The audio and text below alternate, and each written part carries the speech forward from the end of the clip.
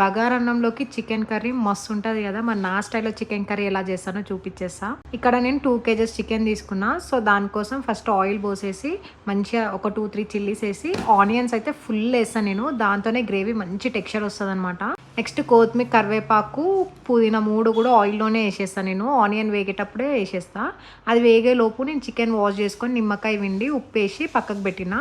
ఆ తర్వాత మంచిగా బ్రౌన్గా వేగినాక అల్లిగడ్డ పేస్ట్ వేసి ఒక 2-3 మినిట్స్ మంచిగా వేగనిస్తా.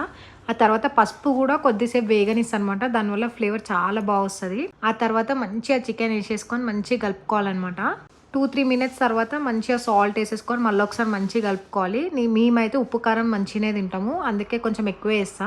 తర్వాత మూత పెట్టుకొని మగ్గనివ్వాలన్నమాట. ఒక 5 మినిట్స్ తర్వాత మూత తీసేసి ఇట్లా మంచి టెక్స్చర్ వస్తుంది అనమాట. అప్పుడు కారం వేసుకోవాలి, మనకి ఎంత కావాలనుకుంటే అంత. ఆ తర్వాత మంచిగా ఒకసారి కలుపుకొని గరం మసాలా వేసుకోవాలి.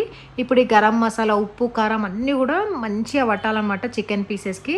ఇంకా నేను ఇక్కడ ఏ మసాలా వేయ, ఏ పేస్ట్ వేయ, న్యాచురల్గా గ్రేవీ వచ్చేస్తుంది. కొన్ని వాటర్ వేసేసి చిన్న మంట మీద క్రీమీ టెక్స్చర్ వచ్చే వరకు ఉంచుకుంటే అయిపోతుంది. లాస్ట్ కొత్తిమీర వేసుకొని సర్వ్ చేసుకోవడమే. బగారన్నం నెక్స్ట్ వీడియోలో అప్లోడ్ చేస్తా. అంతవరకు చలో బై.